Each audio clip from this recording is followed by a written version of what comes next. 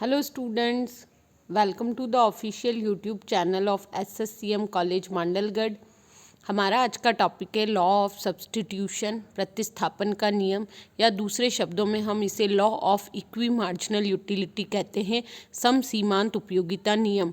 आपको पेपर में एग्ज़ाम में कंफ्यूज होने की ज़रूरत नहीं है, चाहे लिखा है कि समसीमांत उपयोगिता नियम की व्याख्या कीजिए या प्रतिस्थापन के नियम की व्याख्या कीजिए, दोनों सेम है। इसे अधिकतम संतुष्टि का सिद्धांत, उपभोग का नियम, मितव्ययता का नियम, आय के आवंटन का नियम, आनुपातिकता का नियम, लॉ ऑफ प्रोपोर्शन आदि नामों से भी जाना जाता है। लेकिन दो मेन नाम है, law of substitution, law of proportion, या law of equi marginal utility, समसीमांत उपयोगिता नियम। हमने इससे पहले वीडियो में सीमांत उपयोगिता हास नियम का अध्ययन किया था। वह गॉसेन का प्रथम नियम था। इस नियम का प्रतिपादन भी गॉसेन द्वारा ही किया गया है। इसे गॉसेन का द्वितीय नियम कहा जाता है। समसीमांत उपयोगिता नियम को हम क्या कहते हैं? गॉसेन का द्वितीय नियम कहते हैं। इसका प्रतिपादन भी एच.एस. गॉसेन द्वारा ही किया गया है। अब मानवीय आवश्यकताएं क्या होती है? अनंत होती है और उनकी पूर्ति के साधन सीमित होते हैं। तो हम उन सीमित साधनों को इस प्रकार वैकल्पिक प्रयोगों में लाते हैं कि उन सभी से प्राप्त सीमांत उपयोगिता क्या हो? समान हो। मैं इसको आपको एक एग्जाम्पल से समझाती हूँ कि आपके पास माना कि 100 रुपीज़ हैं। अब आपको उसमें गेहूं भी खरीदना है, दाल भी खरीदनी है, चावल भी खरीदने, यानी आपको 3 वस्तुएं खरीदनी है, जैसे X, Y और Z। और माना कि आपके पास 1000 रुपये हैं या 100 रुपये हैं, तो हम उन 100 रुपये से या 1000 रुपये से इस प्रकार वस्तुओं को खरीदेंगे या उनका इस प्रकार उपभोग करेंगे कि हमें इन तीनों X वस्तु, Y वस्तु और Z वस्तु, इन तीनों से प्राप्त सीमांत उपयोगिता, जैसे आपके पास जो लास्ट वाले रुपीज़ हैं, आपकी लास्ट वाली इकाई है, वो आप इस प्रकार खर्च करोगे कि इन तीनों के उपभोग से प्राप्त सीमांत उपयोगिता क्या हो? समान हो। इसीलिए इसे क्या कहा जाता है? समसीमांत उपयोगिता नियम, law of equi marginal utility. इसमें मेन यही कि अगर कोई आपके पास एक ऐसी वस्तु है जिसे आप विभिन्न प्रयोगों में ला सकते हो, तो हमने इसमें मुद्रा को वस्तु माना, मतलब मुद्रा एक ऐसी चीज़ है जिसको आप विभिन्न प्रयोगों में ला सकते हो, उससे आप कोई भी चीज़ खरीद सकते हो। तो आप इस प्रकार उसको व्यय करोगे, मुद्रा को इस प्रकार खर्च करोगे कि जो वस्तु आप मुद्रा से क्रय कर रहे हो, उन सभी वस्तुओं के अंतिम इकाई से प्राप्त उपयोगिता क्या हो? समान हो। देखते हैं हम प्रतिस्थापन का नियम। मीनिंग, आपको इसमें मीनिंग दिया गया है कि सीमित साधनों से अधिकतम संतुष्टि प्राप्त करना एक मानवीय आचरण है कि हमारे पास लिमिटेड रिसोर्सेज हैं और हमें उनसे क्या चाहिए? Maximum satisfaction. तो मनुष्य के इसी आचरण पे जो नियम आधारित है वो क्या कहलाता है? समसीमांत उपयोगिता नियम कहते हैं। इसको प्रतिस्थापन का नियम भी कहा जाता है, क्योंकि उपभोक्ता कम उपयोगिता वाली वस्तु के स्थान पर अधिक उपयोगिता वाली वस्तु को प्रतिस्थापित करता है। अब ये आपको समसीमांत उपयोगिता नियम को प्रतिस्थापन का नियम क्यों कहते हैं? क्योंकि कम उपयोगिता वाली वस्तु के स्थान पर उपभोक्ता क्या करता है? अधिक उपयोगिता वाली वस्तु को प्रतिस्थापित करता है। कि जैसे मैंने बोला ना कि आपको आपके पास 3 ऑप्शन है, गेहूं है, चावल है, दाल है। तो आप जिससे ज़्यादा उपयोगिता पहले प्राप्त हो रही है, तो पहले उसको उपभोग करोगे, फिर सेकंड पैसा जिससे थोड़ी कम मिल रही है उस पर, फिर थर्ड उस पर, उससे भी और कम। तो इस तरह से जो ये हमारा क्या एक क्रम चलता रहता है। इसको प्रोफेसर मार्शल ने इस प्रकार परिभाषित किया है: यदि किसी व्यक्ति के पास ऐसी वस्तु है जिसे वह विभिन्न प्रयोगों में ला सकता है, तो वह अनेक प्रयोगों में इस प्रकार वितरण करेगा कि इनकी सीमांत उपयोगिता प्रत्येक में समान हो। तो ये जो भी आपको 3 डेफिनेशंस इसमें गिवन है, जो भी डेफिनेशंस आपको याद होती है वो एक डेफिनेशन आप याद कर लीजिएगा। गॉसेन के शब्दों में, यदि सभी आवश्यकताओं को पूर्ण संतुष्टि के बिंदु तक तृप्त करना संभव नहीं है, यानी हमारे को जितनी रिक्वायरमेंट है उतना हम क्रय नहीं कर सकते, क्योंकि हमारे क्या हैं? साधन सीमित है। पूर्ण संतुष्टि के बिंदु तक तृप्त करना संभव नहीं है, तो अधिकतम संतुष्टि प्राप्त करने के लिए यह आवश्यक है कि विभिन्न आवश्यकताओं की संतुष्टि उस बिंदु पर रोक दी जाए जिस पर उनकी तीव्रता समान हो जाए। यानी X, Y, Z अब जो भी वस्तुएं उपभोग कर रहे हैं, तो उन सभी से प्राप्त होने वाली सीमांत उपयोगिता क्या होनी चाहिए? समान होनी चाहिए।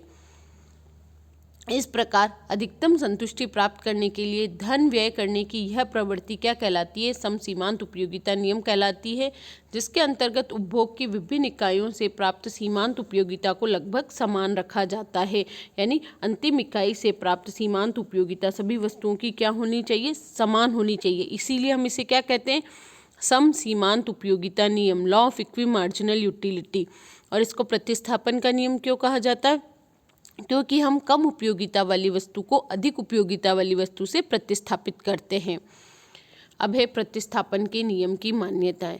ये मैंने आपको पहले भी बताया था कि हम अर्थशास्त्र के जो भी नियम है वह कुछ न कुछ मान्यताओं पर आधारित होते हैं, क्योंकि ये नियम मानवीय आचरण से संबंधित है। और मानवीय आचरण क्या होता रहता है? बदलता रहता है। मानवीय व्यवहार बदलता रहता है।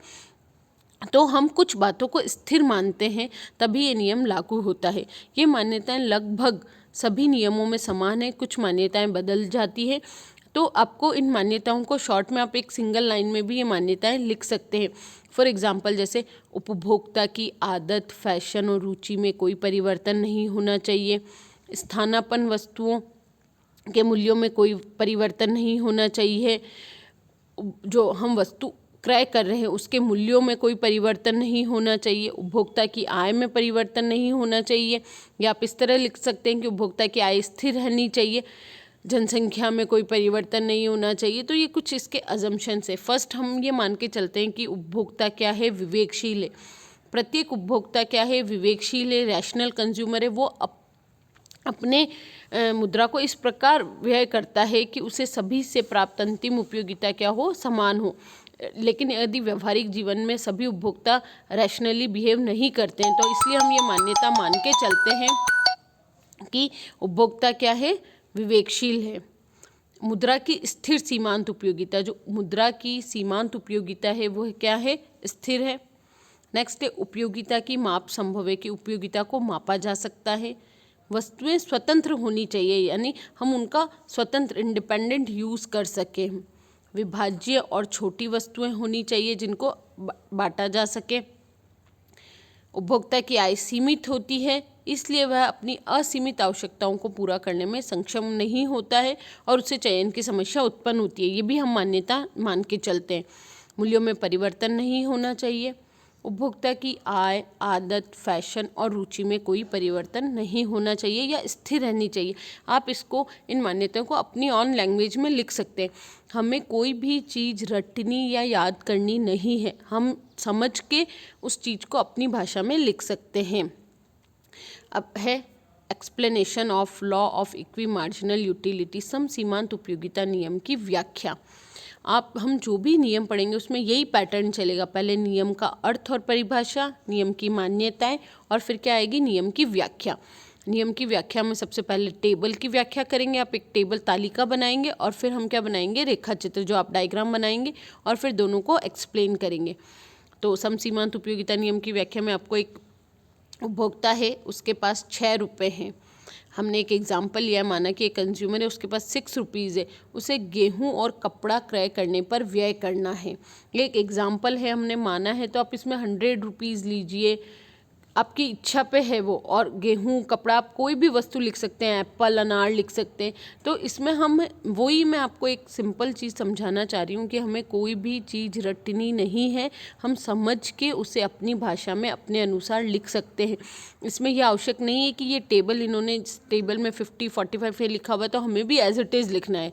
आप इसको 25, 15, 10, बस हमें ये कि हमारा एंड में जो आना चाहिए कि जो लास्ट इकाई है उन दोनों से प्राप्त सीमांत उपयोगिता क्या होनी चाहिए? समान होनी चाहिए। आपको कंसेप्ट समझना है बस।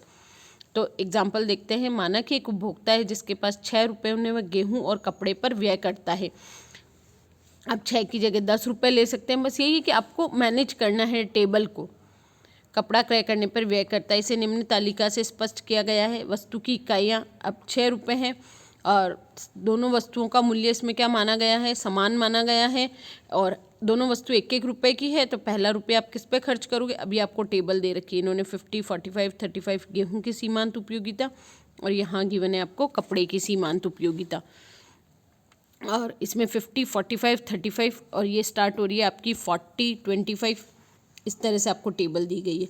अब हमारा नियम क्या कहता है कि अंतिम इकाई से प्राप्त सीमांत उपयोगिता क्या होनी चाहिए, समान होनी चाहिए। अब आप देखो सबसे ज़्यादा कहाँ है 50, तो पहला रुपया यहाँ खर्च करोगे, फिर इधर 45 है, इधर 40 है, तो सेकंड भी आप रुपये से क्या खरीदोगे, गेहूँ खरीदोगे। फिर थर्ड रुपये से क्या खरीदोगे, कपड़ा। फिर वापस फोर्थ इकाई को आप इसी पे खर्च करोगे। अब फिफ्थ और सिक्स्थ, अब 2 इकाई बची है, तो हम फिफ्थ और सिक्स्थ इकाई को इस प्रकार खर्च करेंगे कि हमें प्राप्त अंतिम उपयोगिता समान हो। तो यहाँ पे भी 25 है और छठी इकाई पे भी क्या है 25 है। तो ये चीज़ सेटिस्फाइड होनी चाहिए। हमारा नियम यही कहता है कि यदि उपभोक्ता के पास कोई एक ऐसी वस्तु है जिसे वह विभिन्न प्रयोगों में ला सकता है, तो वो उस प्रकार प्रयोग करेगा कि उन सभी से प्राप्त अंतिम उपयोगिता क्या हो, समान हो। तो अब उपभोक्ता क्या करेगा, गेहूं की कितनी इकाइयाँ खरीदेगा, 4 इकाइयाँ, और कपड़े की कितनी इकाइयाँ क्रय करेगा, 2 इकाइयाँ। तो उसे क्या प्राप्त होगी, अधिकतम संतुष्टि। सॉरी। अब इसको कैसे, आपको नियम की व्याख्या कैसे करनी है। उपरोक्त तालिका में उपभोक्ता ने वस्तु की 6 इकाइयाँ, गेहूं की सीमांत उपयोगिता 50, 45 इस तरह है, कपड़े की सीमांत उपयोगिता ये है। अब उपभोक्ता पहली इकाई कहाँ खर्च करेगा, क्योंकि गेहूं पर, क्योंकि पहली इकाई सबसे अधिकतम उपयोगिता 50 है, फिर 40 है, इस तरह से आप अपनी भाषा में इसे लिख सकते हैं। फिर अंतिम में उपभोक्ता क्या करेगा, गेहूं की 4 इकाइयाँ क्रय करेगा और कपड़े की कितनी इकाइयाँ क्रय करेगा, 2 इकाइयाँ। तो उसे कुल उपयोगिता कितने के बराबर प्राप्त होगी, 220 के बराबर। अब हम इसको रेखा चित्र बनाएंगे। एक्स एक्सिस पे हम लेंगे वस्तु की इकाइयाँ, ये गेहूं है, और ये सॉरी यहाँ गेहूं लिखा हुआ है पर ये गलत है, यहाँ क्या आना चाहिए, कपड़ा। ये गेहूं है, ये कपड़ा है। इसकी आपने 4 इकाइयाँ हैं, इसकी 2 इकाइयाँ हैं। अब वही है, इधर सीमांत उपयोगिता है, तो फर्स्ट इकाई से प्राप्त सीमांत उपयोगिता 50, सेकंड इकाई से प्राप्त सीमांत उपयोगिता 45 है शायद आपके, और थर्ड इकाई से आपके सीमांत उपयोगिता प्राप्त कितनी है, 35। तो आप ये देखिए इन्होंने बीच में लगा रखा है, ये 35 पे है। उसके बाद तो इसी तरह आपको दोनों डायग्राम पे प्लॉट करना है। इसमें है 40 और 25। तो आप देखिए पहली इकाई से इन्होंने ये यहाँ भी फिर इन्होंने वापस गलत लिखा लगा दिया है। पहली इकाई से प्राप्त 45 है तो आप यहाँ 45 पे जाएंगे, और दूसरी इकाई से प्राप्त 25 है तो आप 25 पे मार्किंग करेंगे। और अब यहाँ पे भी 25 है, पाँचवीं इकाई से चौथी इकाई से प्राप्त यहाँ 25 है, तो ये 25 और 25 दोनों क्या हो गई, सेम हो गई, यानी गेहूं। और यहाँ पे भी ये गेहूं की जगह क्या आ जाएगा, आपका कपड़ा। आपने यहाँ किसी बुक में अगर आपने 12th में पढ़ा है उसमें अलग एग्जाम्पल दिया हुआ है, उसमें गेहूं, कपड़ा, चावल दिया गया है, दाल, गेहूं, चावल दिया गया है, तो हम अपनी भाषा में लिख सकते हैं। यूनिवर्सिटी एग्ज़ाम में आप जैसे आप कॉलेजेस में आ गए तो कोई भी किसी भी चीज़ की एक पर्टिकुलर बुक नहीं है, आप नेट से पढ़ी हुई सामग्री से, आप अपनी 12th की बुक से, बस टॉपिक, हमको सिलेबस का टॉपिक देखना है। टॉपिक का क्या नाम है, समसीमांत उपयोगिता नियम।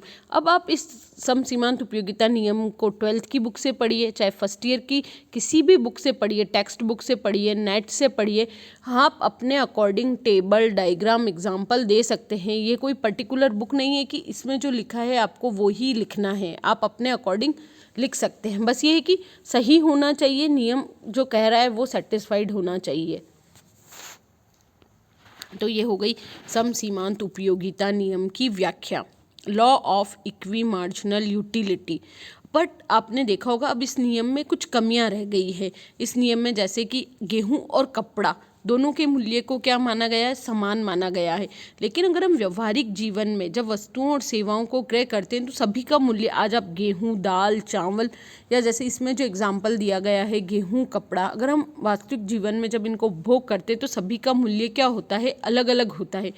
तो इस कारण इस नियम की आलोचना ही हुई थी। तो फिर इस नियम की एक आधुनिक व्याख्या है।